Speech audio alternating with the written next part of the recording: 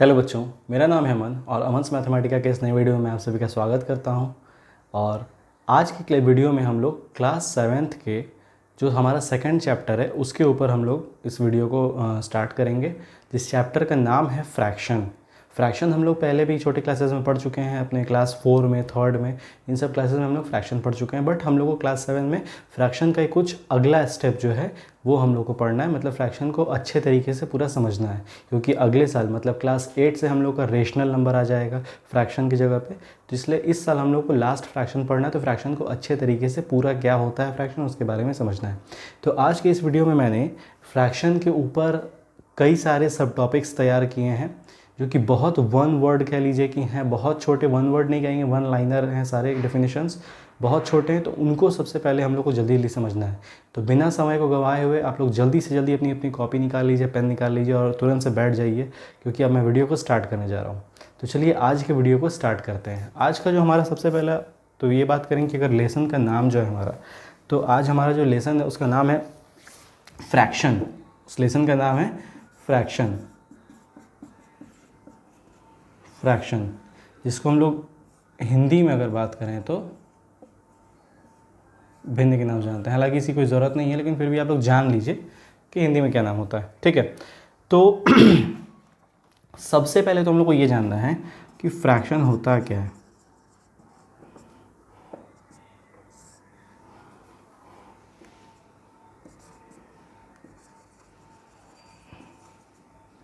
A number which is in the form of a upon b, a number which is in the form of a upon b, where a and b are natural number, where a and b are natural number, natural number. ध्यान दीजिएगा कि fraction उसे कहते हैं जो a upon B के format में लिखा जा सके, और जहाँ पर a और b दोनों जो है वो क्या है, नेचुरल नंबर है। ध्यान दीजिएगा मेरे शब्दों पे, नेचुरल नंबर इट मीन्स कि वो ना तो a 0 होगा ना तो b 0 होगा, दोनों में से कोई भी 0 नहीं होना चाहिए। दोनों में से कोई भी 0 हो जाएगा तो वो फ्रैक्शन नहीं कहलाएगा, ठीक है। तो ये हो गया फ्रैक्शन किसे कहते हैं, कि जिसे हम a अपॉन बी के फॉर्म में लिख सकते हैं, मतलब ऊपर और नीचे इस तरीके से करके लिख सकते हैं, उसे हम लोग कहते हैं। अब मैं आपको यहीं पर समझा दे रहा हूँ। जैसे a अपॉन बी है, ठीक है, इसको आप ध्यान से समझिएगा। a अपॉन बी में अब मैं आपको यहीं बता रहा हूँ, ऊपर वाला जो पोर्शन होता है उसको हम लोग बोलते हैं न्यूमरेटर। हालांकि ये सारे वर्ड्स आपको पहले से पता है, ये सारे टर्म्स आप जानते हो, लेकिन फिर भी ज़रूरी ये होता है कि नए क्लास में आने के बाद सपोज़ अगर आप भूल गए हो तो मैं आपको फिर से रिवाइज़ करा दूँ, ये मेरा एक काम है। तो मैं आपको फिर से उन छोटे छोटे पॉइंट्स को भी रिवाइज़ करा दे रहा हूँ। न्यूमरेटर और नीचे वाले को बोलते हैं डिनोमिनेटर। डिनोमिनेटर, नेटर, डिनोमिनेटर, ठीक है। तो उम्मीद करता हूँ ये क्लियर हो गया होगा कि जिसको हम a अपॉन बी के फॉर्म में लिख सकते हैं, और वो a और b दोनों जो है नेचुरल नंबर होगा।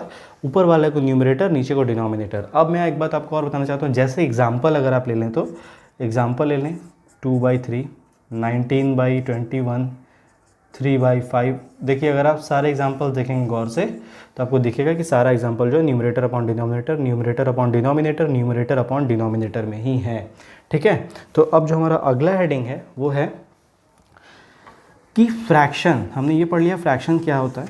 अब हमारा अगला हेडिंग है कि फ्रैक्शन कितने तरह के होते हैं। देखिए इस क्लास, ये जो हमारा क्लास है क्लास 7, क्लास 7 के अंदर फ्रैक्शन के हम लोग को 9 पार्ट्स पढ़ने हैं। मतलब बस 9 के बारे में जानना है, बहुत ज़्यादा डीप में नहीं जाना हम लोग को, तो इसलिए टेंशन नहीं लेने का है। बस 9 पार्ट्स हैं, उन 9 पार्ट्स के बारे में हम लोग को पढ़ने हैं। मैं यहाँ पे लिख देता हूँ टाइप्स ऑफ फ्रैक्शन। आप लोग कॉपी लेके बैठिएगा और मैं यहाँ पर जल्दी जल्दी डेफिनेशन लिखूँगा और आपको एक्सप्लेन करता चलता हूँ कि क्या क्या होता है, क्योंकि 9 पार्ट है तो थोड़ा समय लगेगा। तो जल्दी जल्दी करके इसको ख़त्म करते हैं। पहला पार्ट है जिसका नाम है decimal fraction.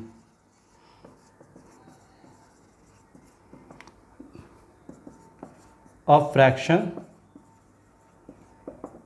whose denominator is 10, 100, 1000, 10,000 etc.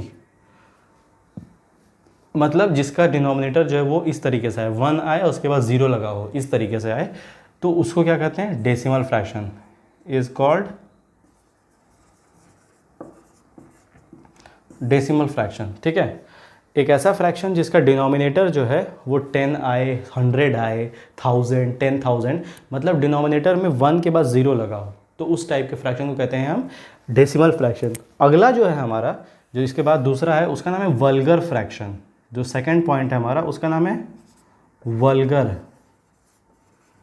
Vulgar fraction. ठीक है, वल्गर फ्रैक्शन है, इसका क्या मतलब है, ये डेसिमल का ठीक उल्टा, कि एक ऐसा फ्रैक्शन जिसके डिनोमिनेटर में, a fraction whose denominator is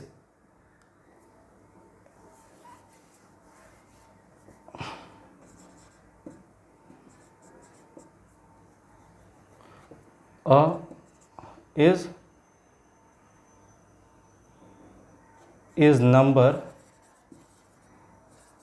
except 10, 100, 1000 etc। मतलब एक ऐसा फ्रैक्शन जिसमें इन सबको छोड़कर जो भी नंबर अगर आ गया तो वो सारा क्या कहलाएगा, वल्गर फ्रैक्शन। और हमेशा याद रखिएगा कि कभी भी फ्रैक्शन ये नहीं होता और कभी भी फ्रैक्शन ये नहीं होता, ये दोनों फ्रैक्शन नहीं होता जहाँ 0 लग जाए। तो मैं बात कर रहा हूँ, अगर डेसिमल का एग्जांपल लें तो 2/10, और अगर वल्गर का ले लें तो 2/9 होगा, 8 होगा, कुछ भी हो जाएगा, 17, 19 कुछ भी, लेकिन 10, 100 ये सब नहीं होगा। ठीक है, तो ये हो गया वल्गर फ्रैक्शन। तीसरा हमारा आता है प्रॉपर फ्रैक्शन, उसके बाद हम लोग पढ़ेंगे इम्प्रॉपर। तो प्रॉपर और इम्प्रॉपर को मैं आपको ऐसे समझा देता हूँ, डेफिनेशंस मैं आपको मुंह से ऐसे बता देता हूँ, आप अपनी कॉपी में लिख लेना, मैं यहाँ पे लिख नहीं रहा हूँ। प्रॉपर और इम्प्रॉपर मैं इसको जान के एक साथ समझा रहा हूँ, क्योंकि आपको याद करने में बड़ा इजी हो जाएगा फिर अगर आप एक साथ समझोगे तो। थोड़ा सा लाइन यहाँ पे वो कर देते हैं। प्रॉपर मतलब whose numerator is smaller than denominator. Proper fraction उसको कहते हैं whose numerator is smaller than denominator. Improper उसको कहते हैं whose numerator is greater than denominator. अगर आप ध्यान से देखोगे तो आप मेरी बनावट से समझ सकते हो कि मैं कहना क्या चाहता हूँ। ठीक है, कि जो हमारा न्यूमरेटर होगा वो इस डिनोमिनेटर से बड़ा होगा, और इस केस में यहाँ न्यूमरेटर छोटा होगा और डिनोमिनेटर बड़ा होगा। ठीक है, प्रॉपर में न्यूमरेटर छोटा होता है, डिनोमिनेटर बड़ा होता है। अगर एग्जाम्पल की आप बात कर रहे हो तो 2/9, देखिए न्यूमरेटर छोटा है, डिनोमिनेटर बड़ा है। यहाँ पर अगर एग्जाम्पल की आप बात कर रहे हो तो यहाँ पर मैं ले लूँगा 3/2, 15/2, मतलब ऊपर बड़ा है नीचे छोटा है। लेकिन इम्प्रॉपर में एक चीज़ और होता है कि इम्प्रॉपर में, मैं आपको डेफिनेशन बोल दे रहा हूँ या मैं लिख देता हूँ यहाँ पे, whose numerator is smaller than denominator is called proper fraction, whose numerator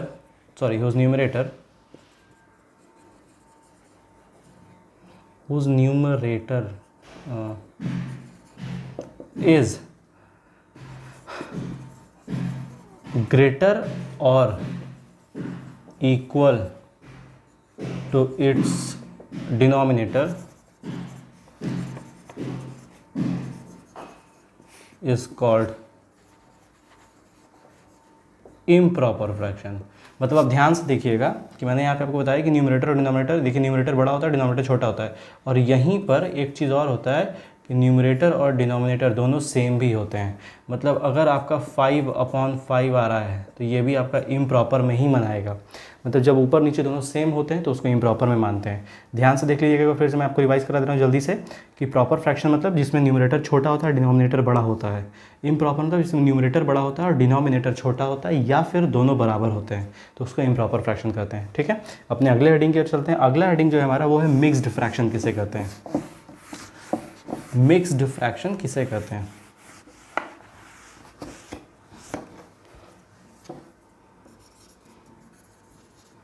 mixed fraction किसे कहते हैं?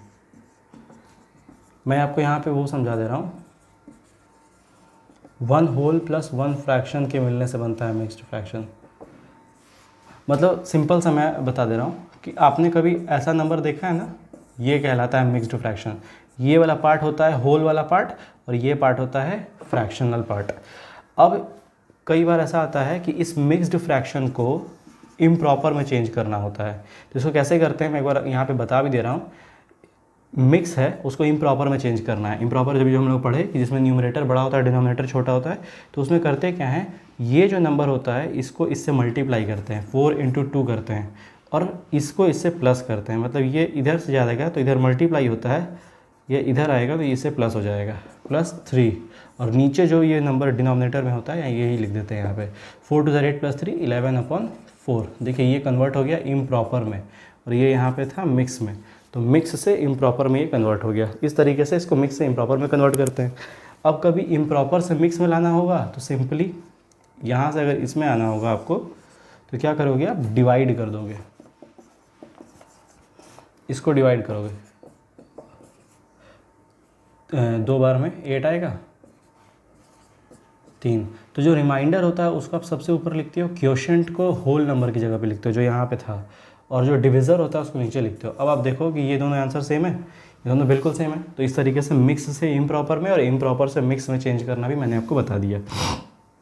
अगला जो है हमारा इक्विवेलेंट फ्रैक्शन है।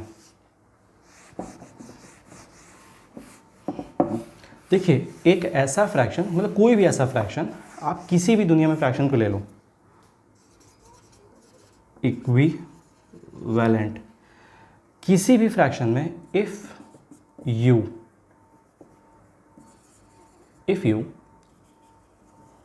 multiply or divide same number to numerator or denominator of any fraction, the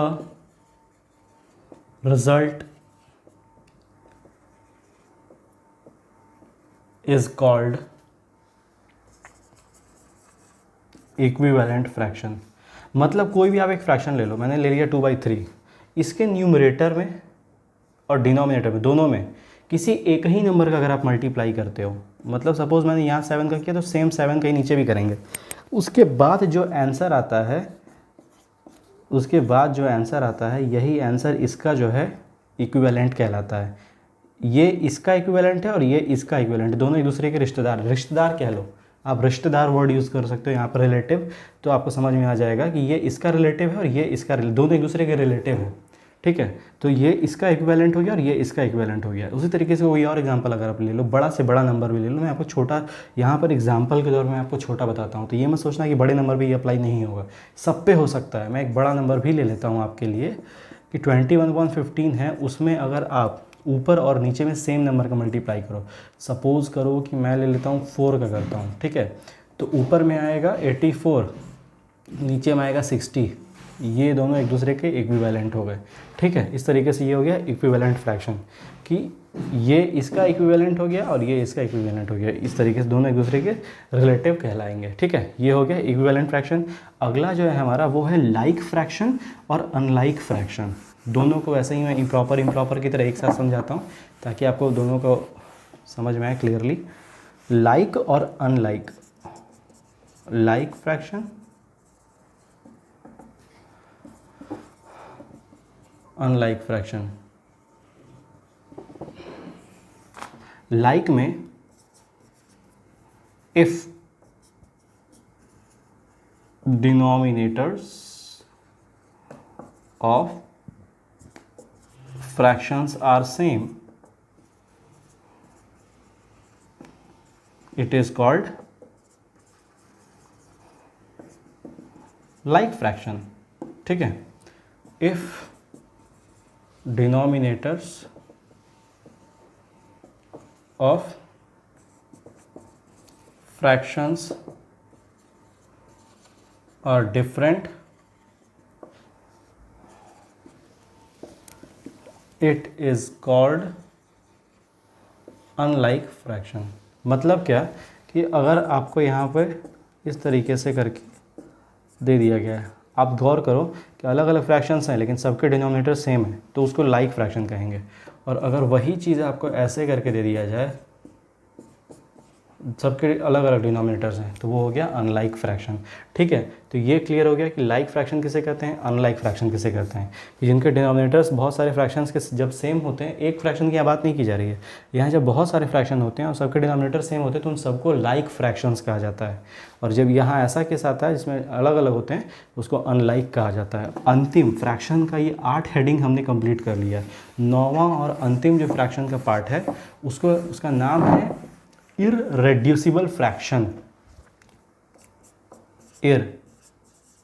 इररेड्यूसिबल fraction. देखिए इस शब्द पे जाओ आप, अब इस शब्द पे जाओ, रेड्यूसिबल, रिड्यूस करना मतलब घटाना, रिड्यूस करना मतलब घटाना, मतलब कोई भी एक ऐसा fraction, a fraction whose numerator and denominator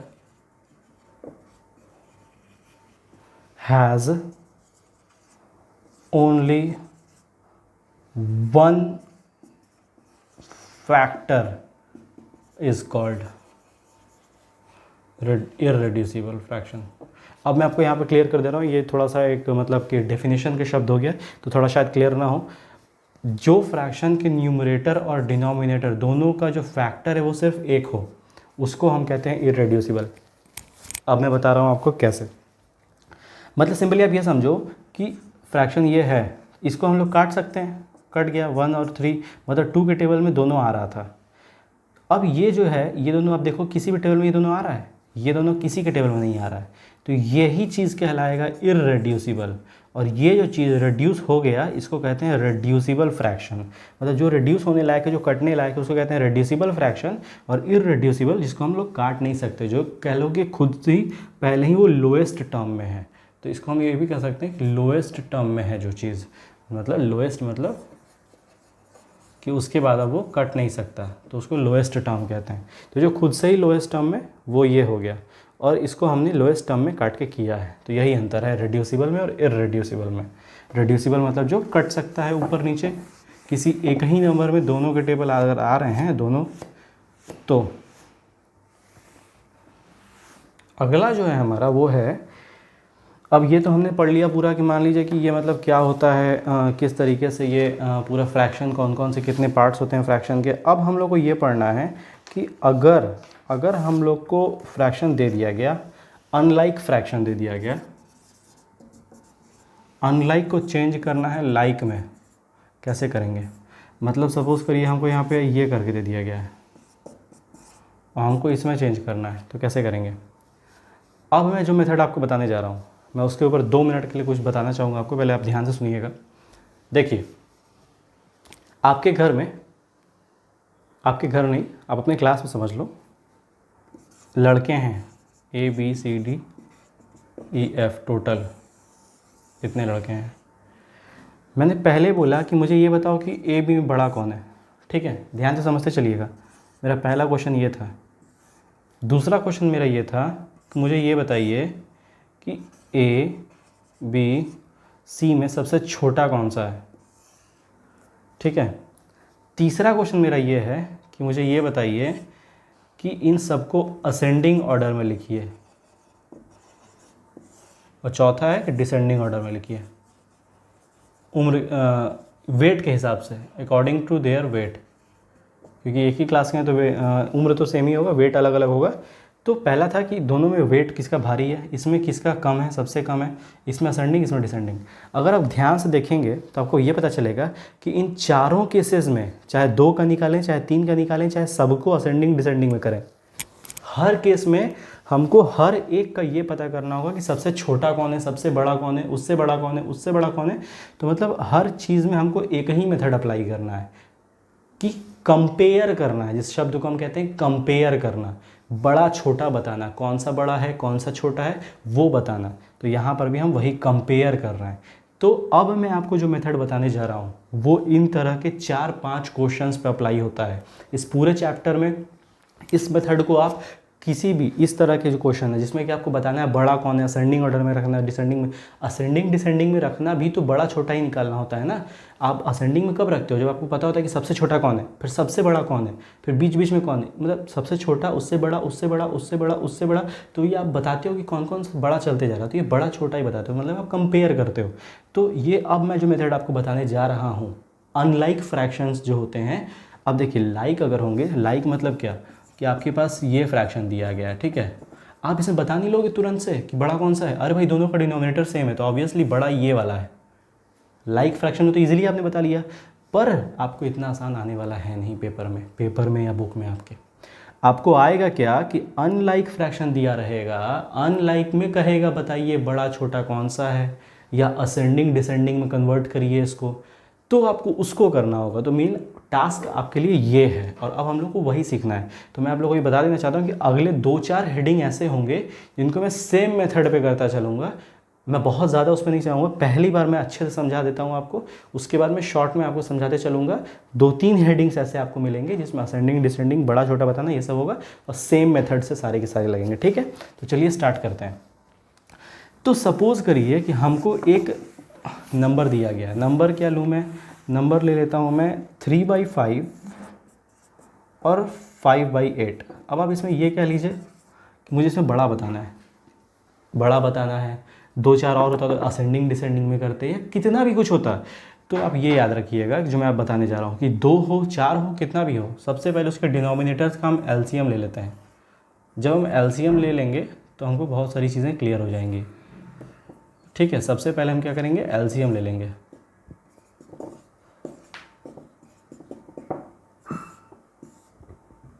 हमने यहाँ पे इसका एलसीएम ले लिया।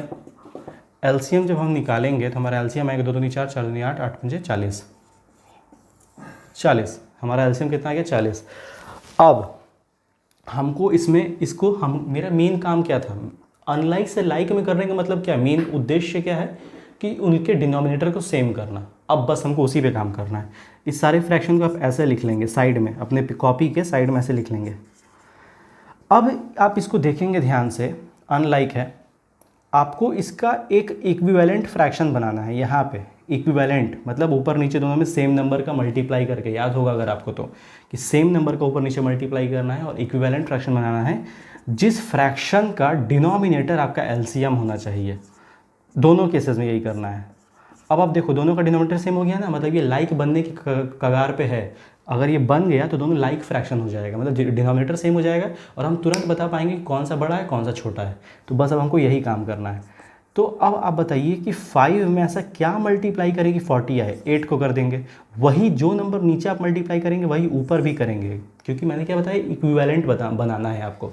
तो इक्विवेलेंट का क्या मतलब होता है कि इक्विवेलेंट मतलब हो गया कि ऊपर नीचे दोनों में सेम होने चाहिए। अब ऊपर कितना हो गया 24, वही काम यहाँ भी करेंगे। अब बताइए 8 में क्या मल्टीप्लाई करें कि 40 आए, 5 का मल्टीप्लाई, अब वही 5 ऊपर भी करेंगे तो ये हो गया। अब आप गौर से देखिए इसको और इसको, 24/40 और 25/40।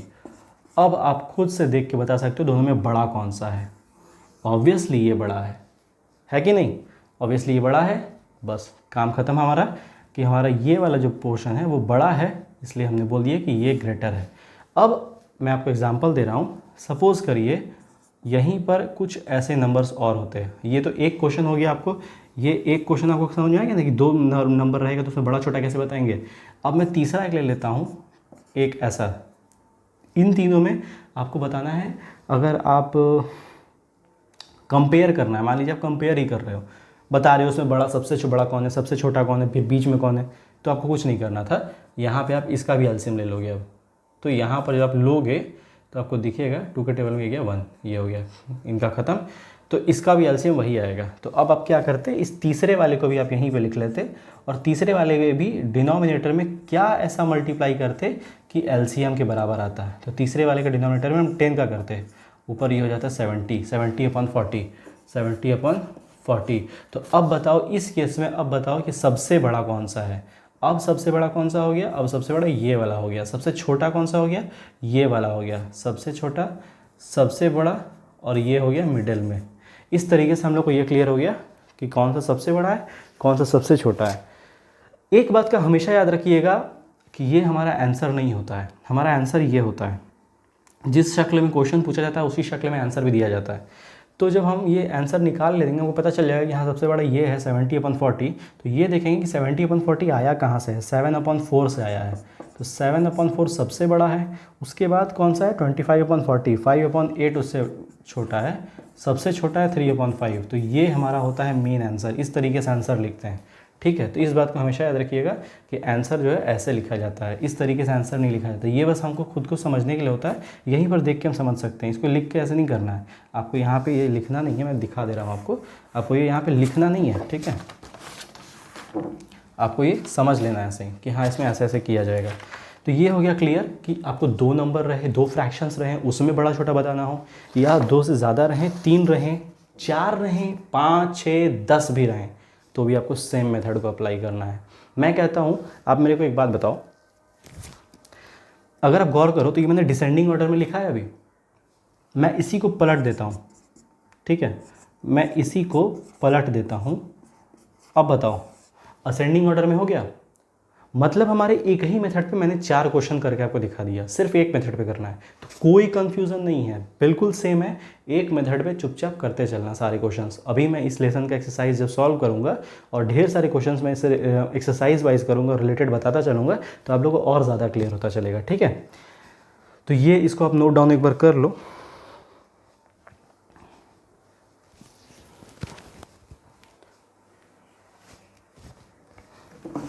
अगला जो हेडिंग है हमारा वो है ऐड ऑफ फ्रैक्शन। अब बस 4 हेडिंग्स बचे, मैं आपको ऐसे ही थॉरली बता देता हूँ। अब हमें 4 हेडिंग्स और पढ़ने हैं। Add of fraction, subtract of fraction, multiplication of fraction, division of fraction. बहुत ईजी है, तुरंत समझेंगे, तुरंत, बहुत ज़्यादा समय नहीं लेंगे, एकदम तुरंत समझेंगे। ध्यान देते रहिएगा बस कि जब डिनोमिनेटर सेम हो तो कैसे करते हैं। जब डिनोमिनेटर सेम हो, जब डिनोमिनेटर सेम हो तो क्या करते हैं, ऊपर वाले को ऐड कर देते हैं, नीचे वाले का कॉमन 1 लेके लिख देते हैं। कितने भी होंगे ना भाई, 2 होंगे, 3 होंगे, 4 होंगे, 5 होंगे, 7 होंगे, 8 होंगे, 9 होंगे, 10 होंगे। जैसे यहाँ पे ये भी था तो यहाँ पे ये भी था, सोचिए 4 कर दिया मैंने, सबका डिनोमिनेटर सेम है तो एक कॉमन ले लिया और नंबर को ऐड कर दिया, ऊपर वालों को ऐड कर दिया। 9 6 आपका हो गया 9 6 15 20 22/3। इस तरीके से करके क्लियर हो गया हमारा कि नीचे जब डिनोमिनेटर सेम होगा तो इस तरीके से कर लेंगे, फटाक से तुरंत से करेंगे। और सेम काम सब्ट्रैक्शन में भी करेंगे। अगर सब्ट्रैक्शन में भी आपका डिनोमिनेटर नीचे का सेम आ रहा है और इस तरीके से देखिए लिखा गया और 9 - 4 कर देंगे, आंसर आ जाएगा 5/6। ये तो इतना क्लियर हो गया। अब क्वेश्चन आता है कि अगर डिनोमिनेटर आपका सेम ना हो, कि अगर आपका डिनोमिनेटर सेम ना हो मतलब लाइक फ्रैक्शन ना हो कि अनलाइक फ्रैक्शन हो अगर, तब क्या करेंगे। जैसे कि ये, तब क्या करेंगे, कुछ नहीं करेंगे, डिनोमिनेटर का एलसीएम निकालेंगे। सबसे पहले डिनोमिनेटर्स का एलसीएम निकालेंगे। एलसीएम आएगा इसका 9। एलसीएम निकालना सबको आता है, एक बार निकाल के चेक कर लीजिएगा, 9 आएगा। एक लंबी सी लाइन खींचेंगे, उसके बाद नीचे एलसीएम यहाँ पे लिख देंगे। लिखने के बाद इस नंबर में चेक करेंगे ये एलसीएम कितनी बार में आता है, 3 बार में। पहले वाले फ्रैक्शन के डिनोमिनेटर से चेक करेंगे कि डिनोमिनेटर के में एलसीएम कितनी बार में आता है। 3 के टेबल में 9 3 बार में आता है। एक इंटू का साइन लगाएंगे और उसी के न्यूमरेटर को लिख देंगे ऊपर में। इसमें चेक किया कितने बार में आया और उसी के इंटू का साइन लगा के उसी के न्यूमरेटर को लिख दिया। अब सेम काम दूसरे वाले में भी करेंगे। 9 के टेबल में 9 कितनी बार में आता है, 1 बार में आता है। इंटू का साइन लगाए और उसी के ऊपर के न्यूमरेटर को लिख दिया। ध्यान से देखिएगा, फिर से मैं बता रहा हूँ कि पहले वाले फ्रैक्शन जितने भी फ्रैक्शन होंगे उसमें सबसे पहले वाले को लेंगे, उसके डिनोमिनेटर्स में चेक करेंगे ये टेबल कितनी बार में आता है, लिख दिया। इंटू का साइन लगाए और उसके ऊपर वाले न्यूमरेटर को लिख दिया। सेम काम अगले फ्रैक्शन में भी करेंगे कि डिनोमिनेटर में कितनी बार में आता है वो लिख दिया, इंटू का साइन लगाए और ऊपर वाले के न्यूमरेटर लिख दिया। अब इसको सॉल्व करेंगे। बॉडमास के हिसाब से पहले मल्टीप्लाई होना चाहिए यहाँ पे, तो इसको मल्टीप्लाई किया हुआ 6, इसको मल्टीप्लाई किया हुआ 6 और नीचे हो गया 9। यहाँ पे जोड़े तो हो गया 12/9। इस तरीके से क्लियर हो गया हमारा कि एडिशन। अब यहीं पे और नंबर हो और नंबर हो और नंबर हो सब हो तो सबका डिनोमिनेटर का एक साथ एलसीएम ले लेंगे और सबको एक साथ लंबे से लाइन में रख के ऐसे कर देंगे। मैं एक एग्जांपल करके भी दिखा देता हूँ आपको ताकि आप लोग को ये ना हो। 4 नंबर का मैं लेता हूँ, ठीक है, बहुत ज़्यादा बड़ा भी नहीं ले रहा हूँ। 4 का जब मैं जैसे कर रहा हूँ वैसे ही 5 का, 10 का, 6 का, 8 का, 9 का, 2 का, वैसे ही सबका सेम ही करेंगे। 5/4 3/5, ठीक है। अब इन चारों का एलसीएम लेंगे। 2 के टेबल में कुछ घट रहा है, हाँ ये घट रहा है, फिर 2 के टेबल में ये घट रहा है, सॉरी 9 3 1 5, ठीक है। 3 के टेबल में ये हो गया 1, ये हो गया 3 5, 3 के टेबल में आएगा 1 1 1, ये हो गया 5, बच गया 5 यहाँ पे। अब आप इसका एलसीएम निकालो, 2 दूनी की 4, उसके बाद 36 और उसके बाद 5, 180 180। अब आप एक लंबा सा लाइन खींचना, उसमें नीचे लिखना 180, हमारा एलसीएम आया 180। अब पहले वाले फ्रैक्शन चेक करना स्टार्ट करना। 3 के टेबल में 180 कितनी बार में आता है, 60 बार में आता है, इंटू उसके ऊपर का न्यूमरेटर। 9 के टेबल में 180 कितनी बार में आता है, 20 बार में आता है, इंटू उसके ऊपर का न्यूमरेटर। 4 के टेबल में 180 कितनी बार में आता है, 4 के टेबल में 180 कितनी बार में आता है, 45 बार में आता है, इंटू उसके ऊपर का न्यूमरेटर, ठीक है। उसके बाद 5 के टेबल में 180 कितनी बार में आता है, 5 के टेबल में 180 कितनी बार में आता है, 36 बार में आता है, इंटू उसके ऊपर का न्यूमरेटर, ठीक है। इस तरीके से देखो एकदम सेम वैसे ही मेथड मैंने किया है और यही सेम मेथड अप्लाई करेंगे सब्ट्रैक्शन में भी। अगर यहाँ पे माइनस का साइन होगा तो बस माइनस लगाते चलेंगे, मतलब प्लस और माइनस ऑफ फ्रैक्शन, एडिशन और एंड सब्ट्रैक्शन ऑफ फ्रैक्शन का जो मेथड है बिल्कुल सेम है, कोई अंतर नहीं है, बिल्कुल सेम। अगर डिनोमिनेटर्स हैं सेम सारे नीचे के तो एक कॉमन ले लेंगे और ऊपर का पूरा ऐड रहेगा तो ऐड कर देंगे और सब्ट्रैक्ट रहेगा तो सब्ट्रैक्ट कर देंगे। और वैसे ही अगर अलग अलग डिनोमिनेटर्स में प्लस और माइनस दोनों दिया गया है, कुछ भी दिया है, तो सबके एलसीएम लेके इस तरीके से सॉल्व करेंगे। अब उसके बाद इसको सॉल्व करेंगे तो 120 प्लस 120 प्लस 255 प्लस 108, यहाँ पे हो गया 180। अब इसको ऊपर वाले को ऐड करके यहाँ लिख देना और नीचे 180 लिख देना।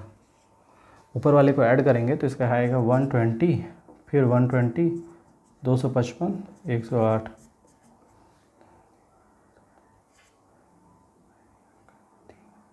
छः सौ तीन अपॉन 180, 603/180। इस तरीके से क्लियर हो गया हमारा कि जब डिफरेंट डिनोमिनेटर्स रहेंगे तब ऐसे करेंगे, सेम डिनोमिनेटर्स रहेंगे तो वैसे जो उसमें नीचे रहेगा कॉमन उसको एक ही लिख देंगे। जैसे 3 3 3 3 3 3 3 3 करके है तो सिर्फ एक 3 लिख देंगे और ऊपर वाला प्लस करेंगे अगर प्लस में है तो, और नहीं तो माइनस करेंगे अगर माइनस में है तो, ठीक है। अब आता है जो हमारा अंतिम का 2 हेडिंग है वो हम देखते हैं ज़रा सा। मल्टीप्लिकेशन ऑफ फ्रैक्शन,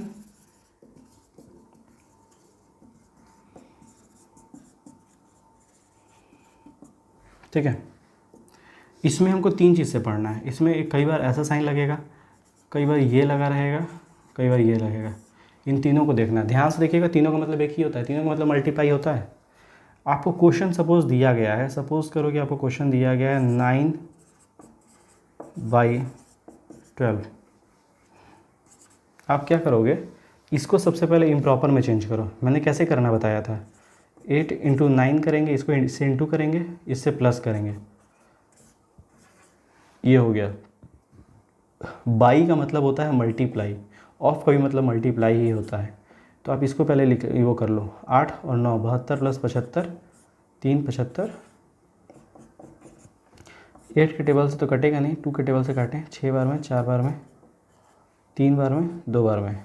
ये इससे अगर आप मल्टीप्लाई करोगे 75 × 3/2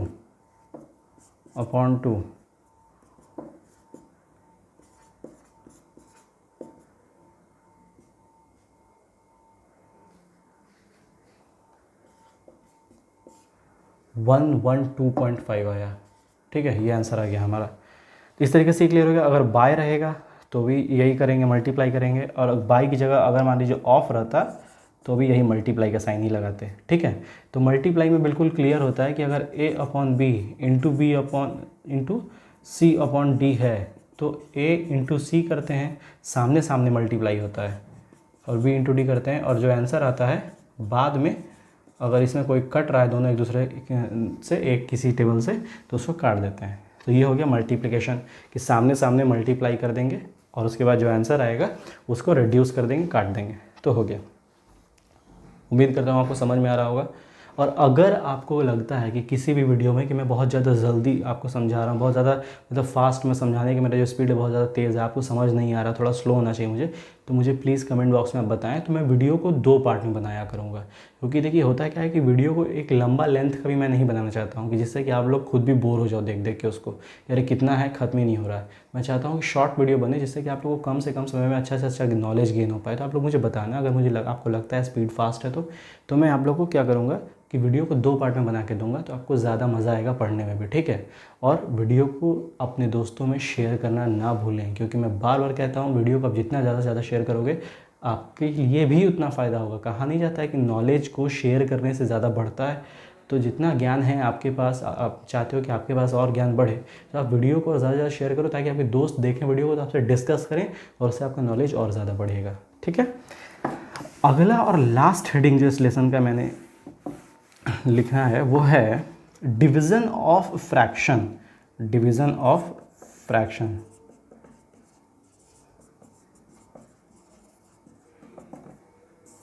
अच्छा, आप लोगों को मैं एक चीज़ बहुत अच्छी बात बताना चाहूँगा, आपको सुन के बड़ा अच्छा लगेगा। अभी आप मेरे प्लेलिस्ट 8th क्लास के प्लेलिस्ट में जाना, उसमें खोलना रेशनल नंबर। रेशनल नंबर के वीडियो को एक बार अगर हो सके तो देख लेना। आपको बिल्कुल कोई डिफरेंस नहीं मिलेगा दोनों लेसन में। सोच के देखो कि क्लास 7th के फ्रैक्शन में और क्लास 8 के रेशनल नंबर में कोई डिफरेंस नहीं है, बहुत ज़्यादा सेम है, उसमें कुछ है ही नहीं।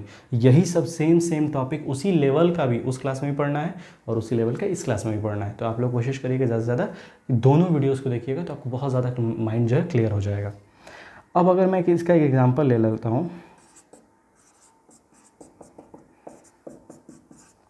देखिए सबसे पहले तो मैं आपको एक चीज़ बता देना चाहता हूँ कि a/b डिवाइडेड बाई z/d जब होता है तो फ्रैक्शन में कभी भी डिवाइड नहीं होता है। तो डिवाइड के राइट साइड वाला जो पार्ट होता है उसको हम रेसिप्रोकल कर देते हैं अगले ही लाइन में। तो जब इसको हम रेसिप्रोकल करते हैं तो उसके रेसिप्रोकल करने के कारण इसके आगे का जो डिवाइड का साइन है वो दूसरा मल्टीप्लाई में चेंज हो जाता है। तो मल्टीप्लाई करना तो हम जानते ही हैं, a/d और c/b, इधर हो गया b, इधर हो गया c, तो ad/bc। तो डिवाइड हमेशा को याद रखिए, फ्रैक्शन में कभी डिवाइड नहीं होता है, अगले ही लाइन में उसका रेसिप्रोकल हो जाता है, मल्टीप्लिकेटिव इन्वर्स, और उसका साइन भी उल्टा चेंज होकर मल्टीप्लाई बन जाता है। तो पहले इसको भी इम्प्रॉपर में चेंज करेंगे। याद रखिएगा मिक्स्ड फ्रैक्शन कभी भी सॉल्व नहीं किया करिए, कोशिश करिए कि कम से कम करें। मिक्स को हमेशा इम्प्रॉपर में चेंज कर लीजिए। 5 5 25 plus 3 28/5 divided by 10 to the 20 plus 1 21/10। तो अब यहाँ पर इसको रेसिप्रोकल करना होगा क्योंकि डिवाइड तो होगा नहीं, तो इसको हमने क्या किया, रेसिप्रोकल कर दिया। करते ही हमें एक चीज़ दिखेगा कि ये 5 के टेबल से कट रहा है, 5 1 जा 5। क्रॉस कट सकता है, हमेशा याद रखिएगा कि ऐसे ऐसे ऐसे ऐसे कट सकता है क्रॉस, मतलब न्यूमरेटर और डिनोमिनेटर ही एक दूसरे को काट सकते हैं। न्यूमरेटर न्यूमरेटर को नहीं काटता है, डिनोमिनेटर डिनोमिनेटर को नहीं काटता है। तो 5 जो है 5 के टेबल में 1 बार में 5 आता है, 2 बार में 2 आता है। 3 के टेबल में 3 के टेबल में नहीं। तो ये हो गया 28 और 21। अब इसके बाद 48 और यहाँ पे हो गया 21, यहाँ ऊपर में हो गया 48 नहीं, सॉरी 48 नहीं 56 होगा, यहाँ पे 56 होगा, 56/21। तो ये हमारा आंसर आ गया कि 56/21, ये हमारा हो गया इसका आंसर। तो इस तरीके से हमारा जो आज का फ्रैक्शन का वीडियो था क्लास 7th के लेवल का, वो भी पूरा ख़त्म होता है। और मुझे बहुत ज़्यादा उम्मीद है आपसे कि मैं जो वीडियो को समझाता हूँ वो आप लोगों को क्लियरली समझ में आते होंगे। और कहीं पर भी अगर आपको डाउट है तो मैं आपको पर्सनली कहता हूँ, मुझे कोई प्रॉब्लम नहीं होगी। आप रिक्वेस्ट है आपसे कि कोशिश करिए कि वीडियो को पूरा देखिए। वीडियो में कहीं भी कोई पॉइंट समझ में नहीं आता है तो आप डायरेक्ट मेरे व्हाट्सअप नंबर पे ही कांटेक्ट कर लीजिए मुझे। आप मत करिए कमेंट बॉक्स में कांटेक्ट, व्हाट्सअप नंबर पे कांटेक्ट करिए और मुझे बताइए कि आपको किस पॉइंट पर डाउट था। तो मैं अगले जो वीडियो आएंगे उसी क्लास से रिलेटेड, उसमें मैं उस पॉइंट को क्लियर कर दूँगा। तो चलिए अब मिलते हैं अपने अगले वीडियो में। तब तक के लिए अपना आप सभी ध्यान रखिए, घर पर रहिए, सुरक्षित रहिए। Thank you.